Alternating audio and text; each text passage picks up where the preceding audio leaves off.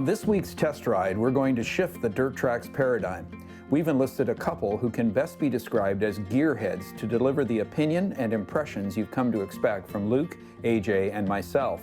This time around, it isn't what we think, it's about what real off-roaders experience.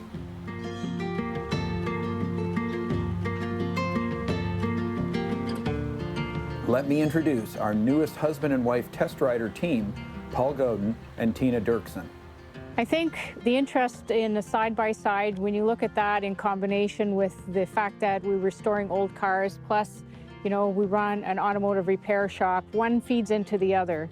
And so, it's an opportunity to get out to experience new types of vehicles. Our off-road activities mostly include snowmobiling with myself and my wife, Tina.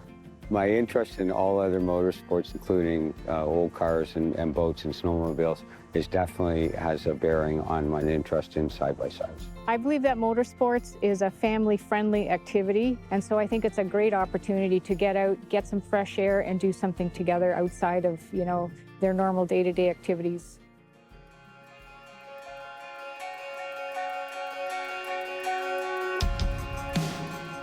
What I like most about the Maverick Trail 1000 is that it's small and nimble. It had enough power to get going, and then when you're in the corners, it really hugged tight and it didn't feel like you were going to lose control. I liked the way it handled, and I liked the conciseness and the agility of it.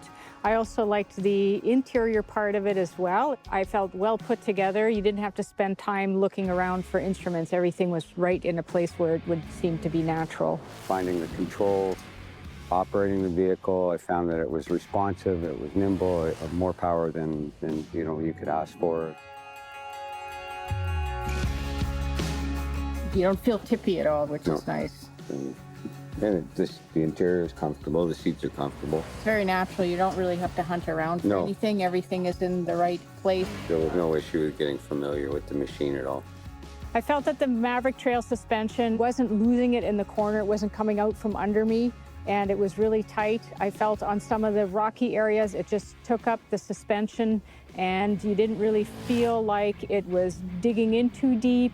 So I felt it had really good suspension all around. As far as front to rear, there's no kicking out of the rear end or anything like that, so it all works in tandem. I would rate the ergonomics and the comfort in the Maverick to be quite good.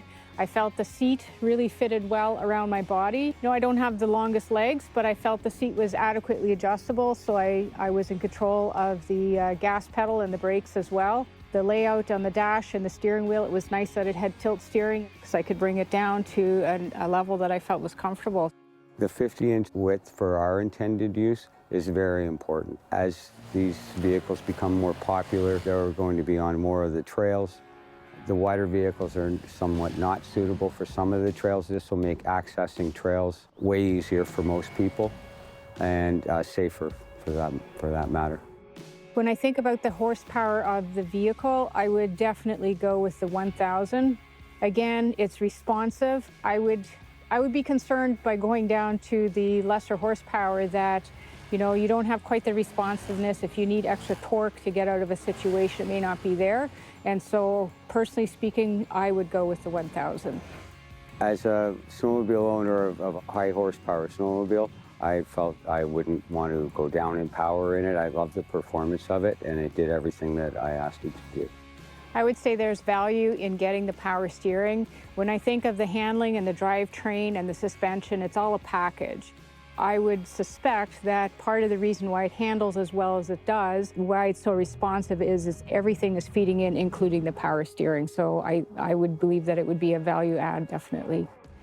My feeling about the Can-Am brand is strongly influenced by the fact that we ride Ski-Doos in the wintertime, but knowing the people that we've always dealt with who also carry the Can-Am products, it seems to be a brand that's very loyal to their customers and also proactive in research and development to make sure that they're at the forefront of the market. The Can-Am brand, in my opinion, gives good value and aftermarket support or after-service sales support and resale value when you're ready to move up to a newer unit.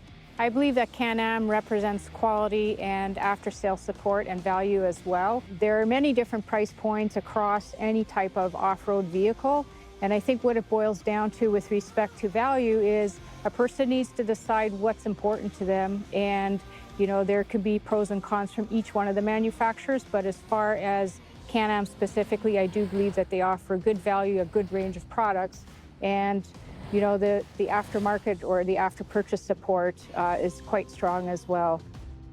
Hopefully, you found Paul and Tina's opinions of the 2019 Can-Am Maverick Trail DPS 1000 helpful.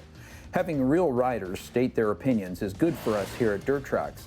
It's too easy when you drive and ride virtually every new off-road vehicle on a regular basis to take for granted what real buyers and real owners want to know and what they appreciate about their rides. We learned a lot, and we hope you did too.